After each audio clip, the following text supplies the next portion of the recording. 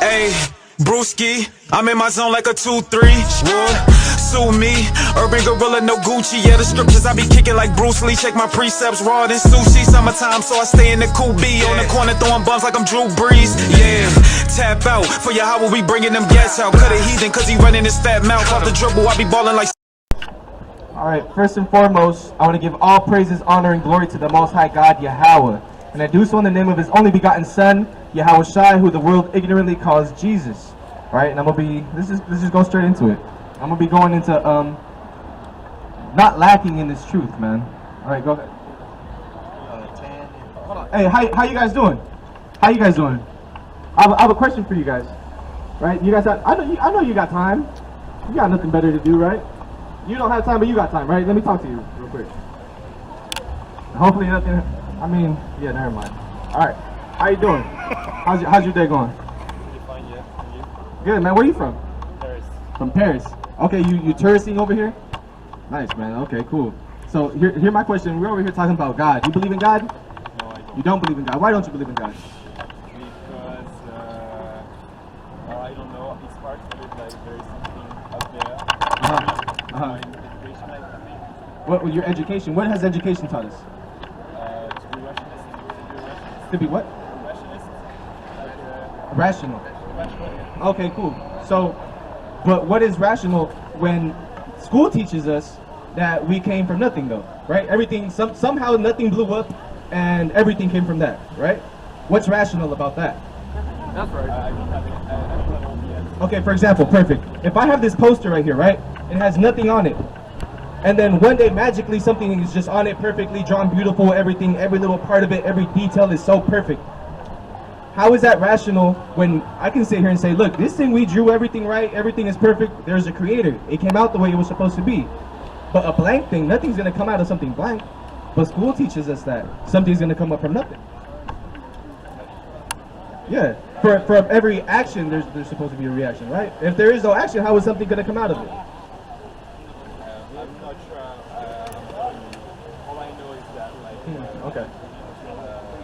there is like Theories. What is a theory? It's hard for me to follow you in English because it's a phonetic language and I'm trying my best. But all I can say is that, yeah, sure. Just so we put it real quick, a theory is something that hasn't been proven, right? It's a theory, right? It's not true. Yeah, I mean, the truth is really hard to catch and to be sure of. Like, there is all kind of truth. You have yours, I have mine. And that's what we're out here talking about, So right? You do believe in God, you do believe there is like a force and something stronger that had to create us, and I believe that it's just like an addition of multiple circumstances. An accident or something, right? Yeah, accident, yeah, an accident. This is the definition of a theory. A supposition or system of ideas intended to explain something, especially one based on general principles, independent of things to be explained. A set of principles on which the practice of an activity is based, an idea used to account for a situation or justify a course of action. It's nothing that's solidified, right? It's like maybe this, maybe it's that, right? It's like faith. Okay. So here's my thing, right? Sorry, I think I have to go. I'm gonna be. Oh, look at me, like 2-3 more minutes, man. Right? Yeah, exactly. So this is what I'm going. You made a very you said something, right? You said there's your truth and there's my truth, right? Are you familiar with the history of America? No, not that. Like how it became to be? Well, just a bit. The things were taught in school, though. You weren't taught. You were in Paris. Were you guys not taught about that over there, about here? Yeah, of course, but I think I know just way less than you do. Okay, cool. Are you familiar with Paris history? Yeah. Oh, French. My bad. Yeah, French history. Yeah, I guess I'm more aware of French history than I am with American. Okay, perfect. But So for example, the indigenous people of this land, right? Are you familiar with indigenous, the Native Americans, right? Are you familiar with the tie that the French have with America, with the indigenous people of America? About how they came, they raped, robbed, murdered over 100 million people of ours. that's right. Right? What do you think about that? No, I'm asking you the question. You're rational. What's the rational idea behind? What is your thinking about it? I don't know. I think it's a horrible thing. It's a horrible I thing. think colonization is like, And with your rational thinking, what should happen for that though? What should happen? What should happen? in exchange. Yeah. Well, I don't know. I think it's been some big ways, some way.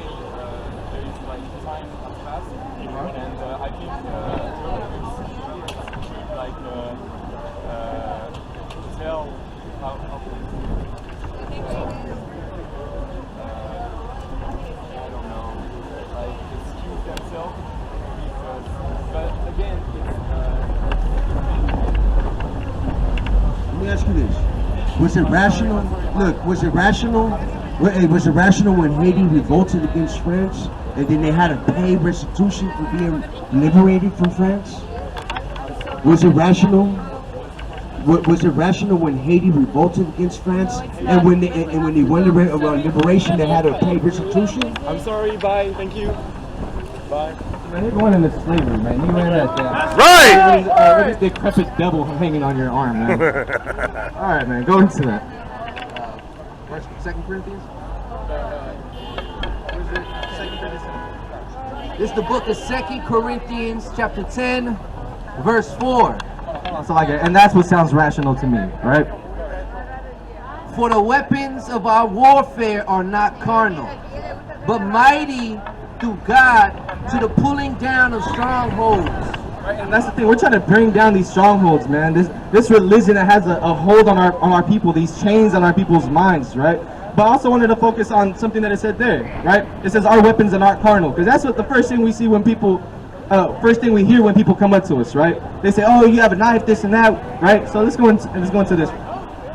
This is the book of 1 Samuel, chapter 17, verse 45 to 47. Then said David to the Philistine, Thou comest to me with the sword, and with the spear, and with the shield. But I come to thee in the name of the Lord of hosts, the God of armies of Israel. Right, and this is the thing, right? We're going to read a few more verses, right? David took over, beat Goliath, right? But it says that he's doing it through the faith, having that faith in the Most High God, right? We all know David went in there with a slingshot, right? But he's not relying on the slingshot to take over Goliath. He's relying on the Most High to give him that strength to do it, right? Right.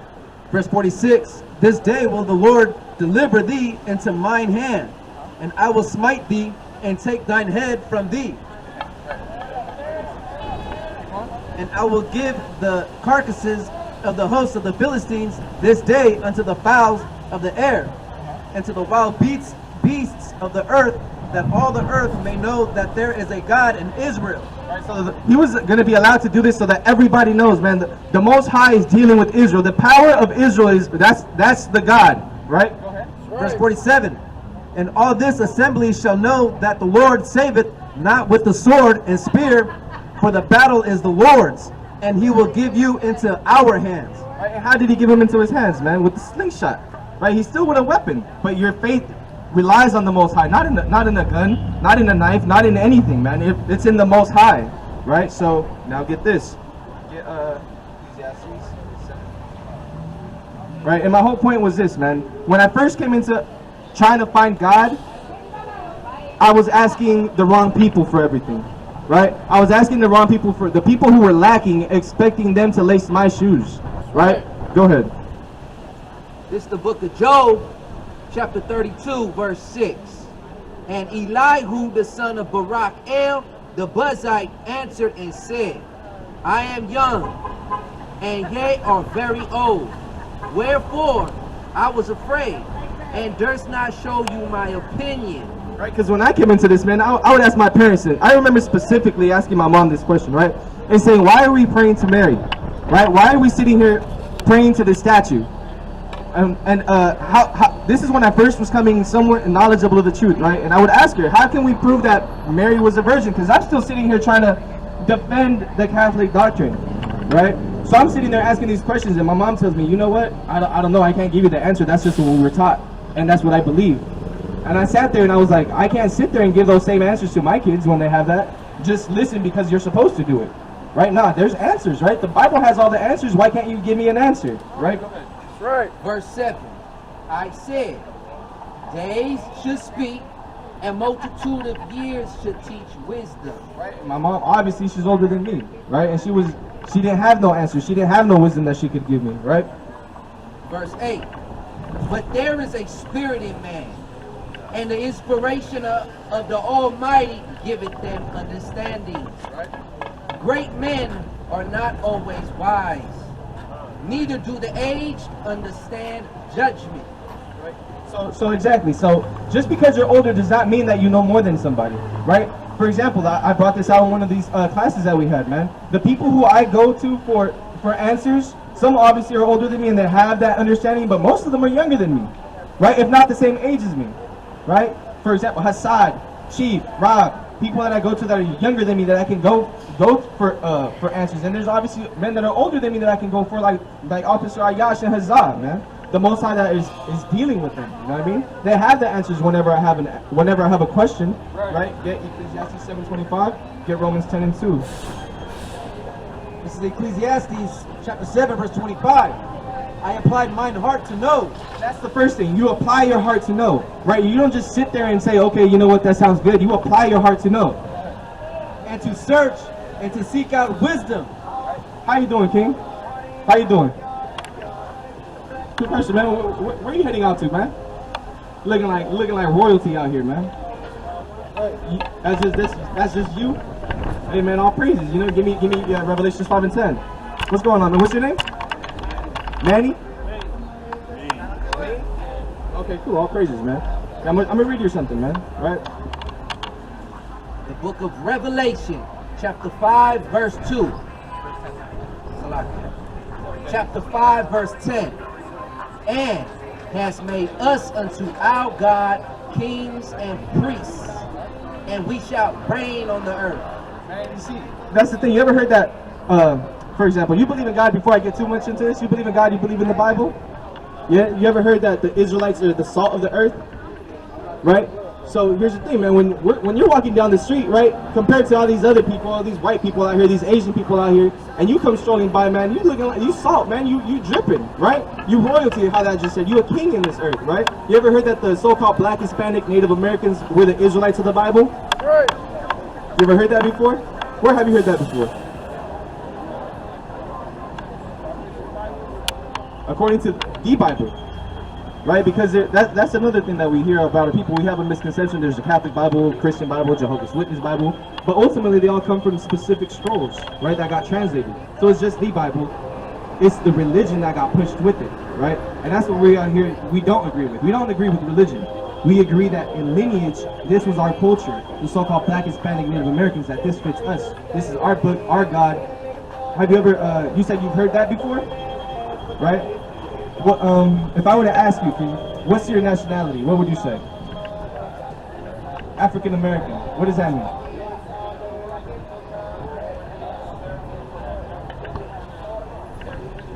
We're in Africa. Right? So give me Jeremiah 17 and 4. Right? So here's the thing. There's also white people that live in Africa, right? When they come here to America, I'm pretty sure they don't consider themselves African American. They say they're white. Right? So why is it that we're given this thing, right? Like, for example, if I ask one thing that I did like that you said, you didn't just say black, right? Because when we ask our so-called black brothers, what's your nationality? They say I'm black. But when I ask an Asian person, they don't say I'm yellow, right? They say I'm Chinese, Japanese, whatever thing, right? But here's the thing, this is why you can't tell me, right? The book of Jeremiah, chapter 17 and verse 4. And thou, even thyself, Right here he's talking to the Israelites, right? shall discontinue from thy heritage that I gave thee.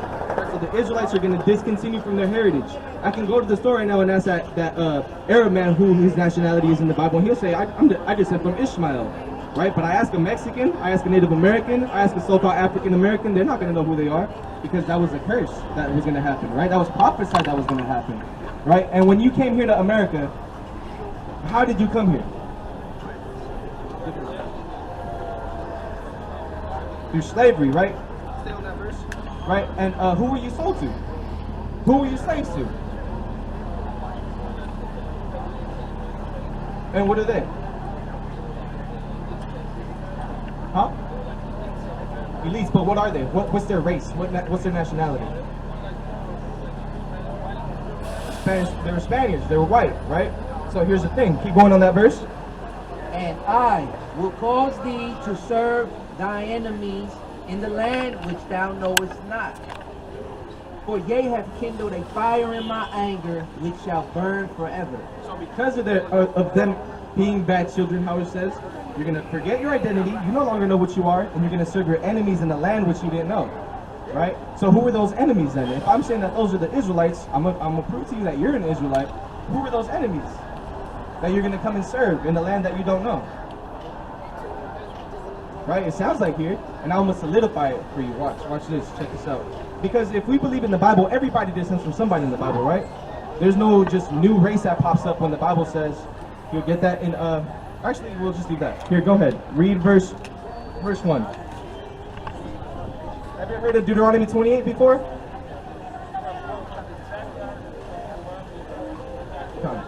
Okay, you familiar with the rap artist Deuteronomy 28? Kendrick Lamar? Kendrick Lamar talks about it, right? And forget what song it was. I don't know if it was called Dan. The song's called Fear. Fear? Okay, Khan, all praises. So there's a thing, he talks about it, right? That's what he says, don't call me black no more, right? I'm an Israelite. He goes, something along those lines, right? So here's the thing. People are starting to wake up to this because I'm gonna just show you, and I want you to tell me what it means, right? Because for example, you have kids. So whenever your kids would ask you a question, Dad, who are we in the Bible? You're going to be able to tell them now, this is who we are, and I'm going to show you. I'm going to prove it to you now, right? Because, for example, before I go into that, do you believe that those white people in Jerusalem today, those are the real Jews? Ancestry. But here's the thing.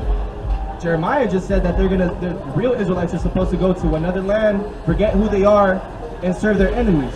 The Jewish people have been there for how many years? Over 2,000 years, if not more. And they've been saying that they're Jews. They didn't lose their identity. They didn't go serve nobody. But who did? Right? So-called black, Hispanic, Native Americans, even the indigenous people up here got put on boats and sent to other countries. Right? And you ask them, you ask our people who they descend from, they have no idea. They'll say, I'm Mexican. Right? Where's Mexican in the Bible? You won't find that. Right? So here's the thing. Go ahead. This is Deuteronomy chapter 28, verse 1. And it shall come to pass, if thou shalt hearken diligently unto the voice of the Lord thy God, to observe and to do all his commandments, which I command thee this day, The Israelites do all the commandments. that the Lord thy God will set thee on high above all nations of the earth. You're supposed to be above everybody. Now, not only are you considered a king, now you're actually a king. Right now you have people under you, because if you're above everybody else, obviously everybody else is under you, right? So go ahead and go to verse 15. This is Deuteronomy 28, verse 15. But it shall come to pass, if thou wilt not hearken unto the voice of the Lord thy God, to observe to do all his commandments and his statutes, which I command thee this day, that all these curses shall come upon thee and overtake thee. So from 2 to 14, there's blessings, right? But the thing is, that chapter has 68 verses. And from 15 or 16 all the way to 68, there's nothing but curses that are going to bestow the children of Israel, right? And I can sit there and I can read all of them to you, and none of them are going to pertain to Jewish people today, but they're going to pertain us. Right. Right. One key one that I can read you. Go to 44. Right. Before I get the main one that I wanted to bring you. Who owns all the banks? The Jewish people. Right. One of the curses for the Israelites, so that they know that they're Israelites, is this verse right here. Right. This is Deuteronomy 28, verse 44. He shall lend to thee, and thou shalt not lend to him. He shall be the head, and thou shalt be the tail.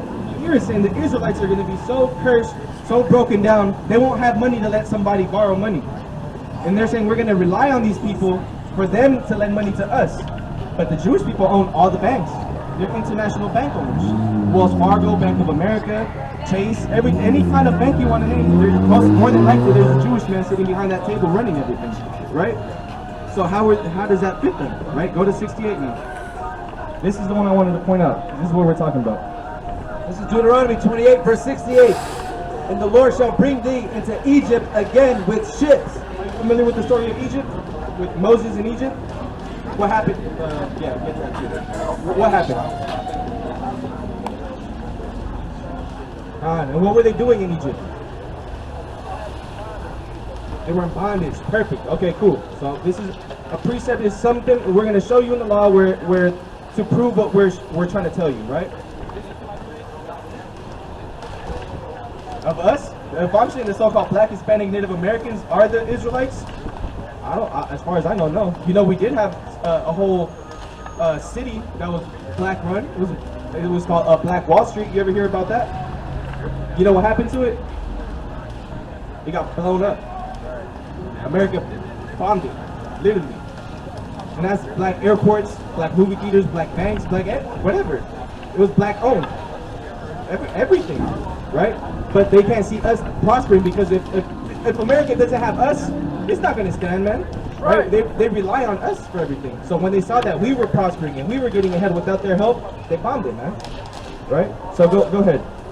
This is the book of Exodus, chapter 20, verse 2. I am the Lord thy God, which have brought thee out of the land of Egypt, out of the house of bondage. Egypt is synonymous with bondage, right? So read this verse again for the brother. Deuteronomy 28:68. And the Lord shall bring thee into Egypt again with ships. By the way whereof I spake unto thee, thou shalt see it no more again. So right here it just said that you're going to go into bondage again, king, by ships, right? And you said you got brought here on through slavery, right? How did you get here through slavery? Through cargo ships, right? It wasn't slave ships, it was cargo ships. We're stuffed in there, right? They didn't specifically make ships for slaves. They used cargo slave ships and brought us over here, right? And there ye shall be sold to your enemies for bondmen and bondwomen. And when you got here, you were sold as slaves. You said for bondmen, bondwomen, but it said we're going to be sold to our enemies. And we just said who are our enemies, and according to the Bible. Which are who? Which is who?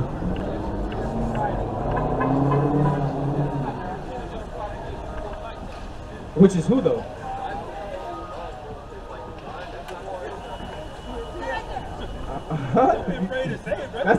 And I was just talking about this to the sister this other day. We're so scared to point out what the problem is, right? When I sit there and say, man, what's your shirt color right there? You're gonna say it's white, right? If I sit there, what's your nationality? You say African American. You say it quick. When I say, brother, who took us to slavery? Who oppressed us? Who's doing this? And you know, listen, man. This says we're supposed to die for the truth, right? Right. What are they gonna do to me? Here, give me. So what's the verse where it says, "Fear not the man that can destroy the body"? Right. So here's the thing, man. We're not afraid of that, man. We're afraid that, man. Here, I think, yeah, we fear the Most High more. Right. There's a verse here. I'm gonna get you a specific verse that I want, right?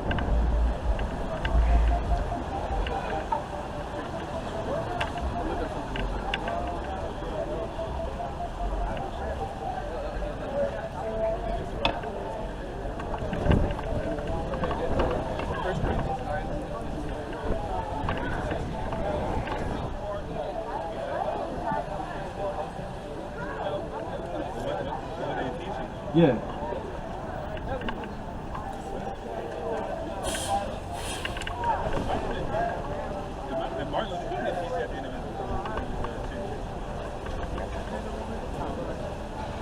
Martin Luther King, quiet as kept.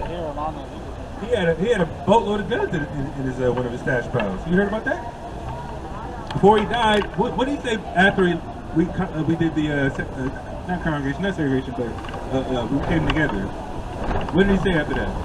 Integration. That's what I want to say. What happened after integration? How old are you, brother? That's all I'm asking.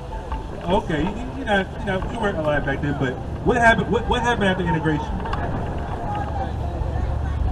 That you're familiar with. We still had to fight for freedom, right? We were still getting hung on trees, still getting beat by police, and when slavery stopped, just to backtrack, when slavery stopped, that's when they created the first jails. There were no jails before slavery. They created that just for us.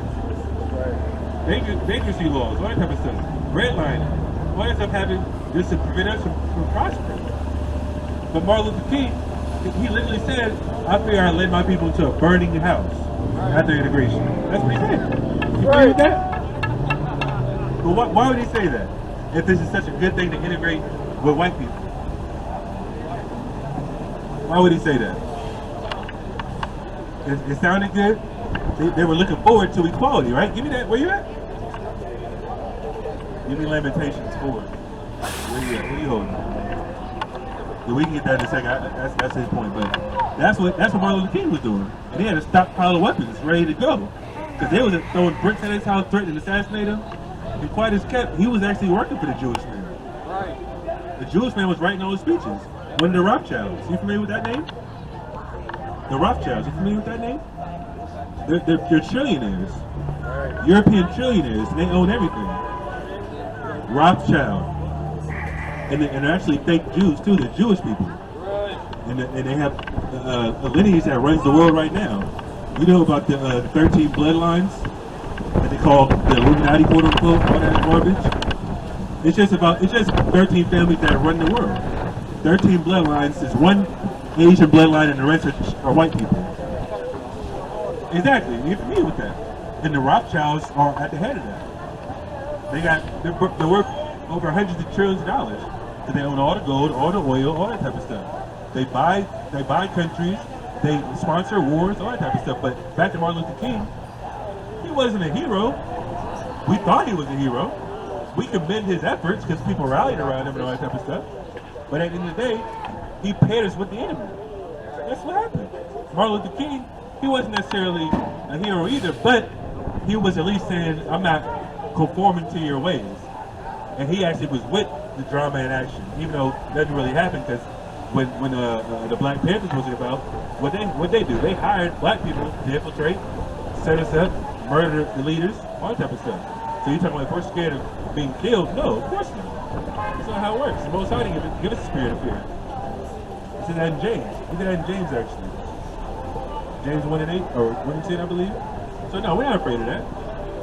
And give me Wisdom of Solomon 5 actually before. I don't know how much time you got. Give me Wisdom of Solomon 5. Go ahead.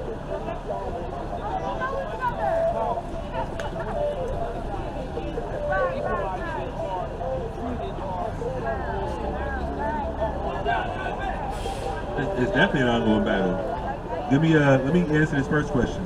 Actually, let me respond to what you said earlier. Give me that. Start at the top. This is the book of Wisdom of Solomon, chapter 5, verse 1.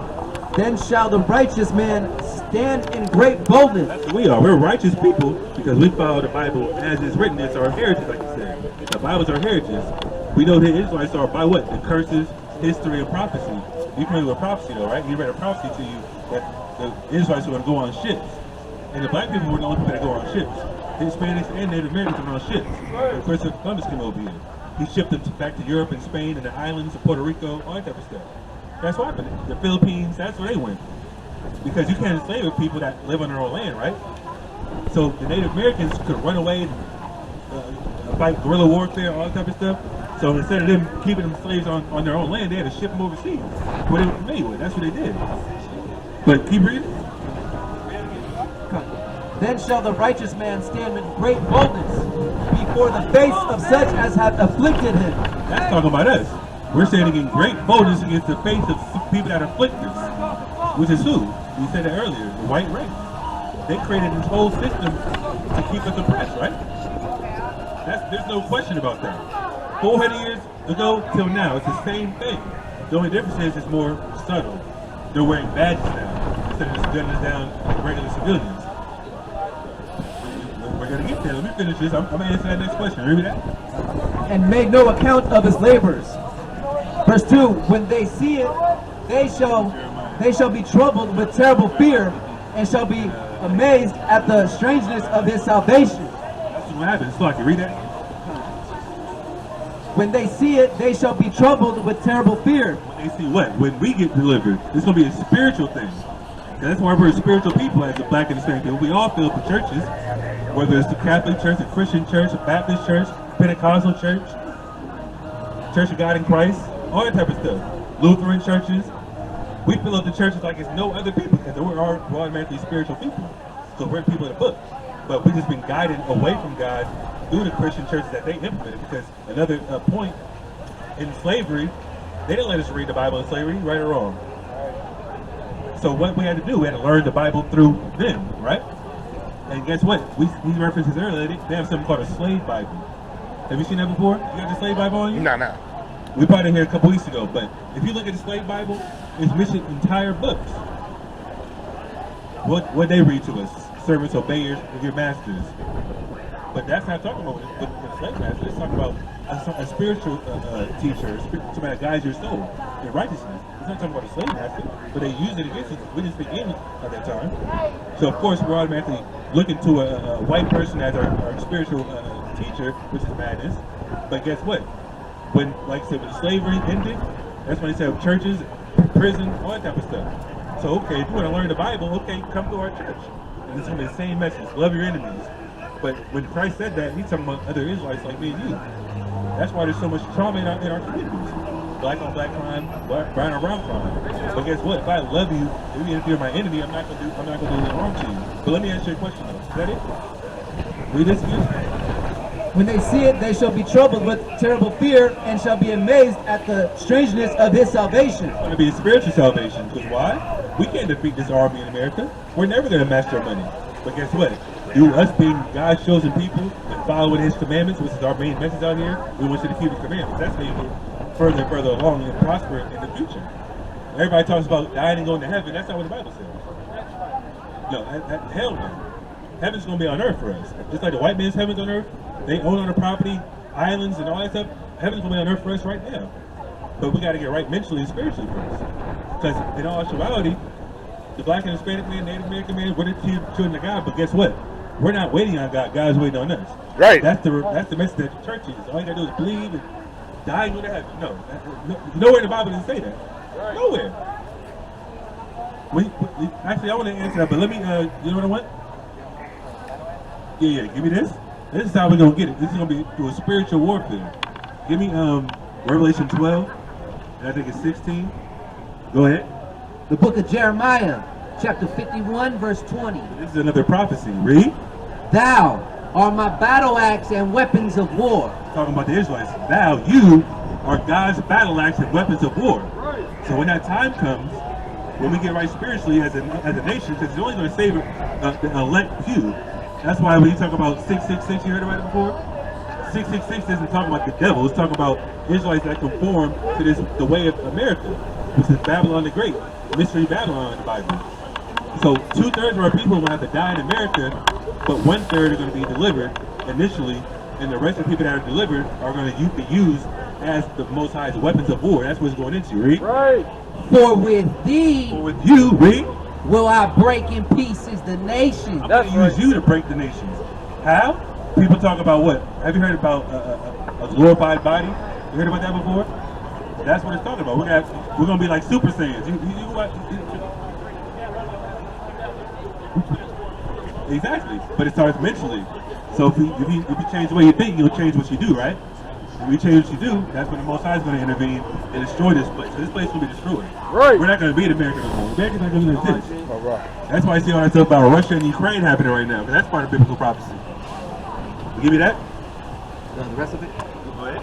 And with thee will I destroy kingdoms. You're going to destroy kingdoms. Where you at?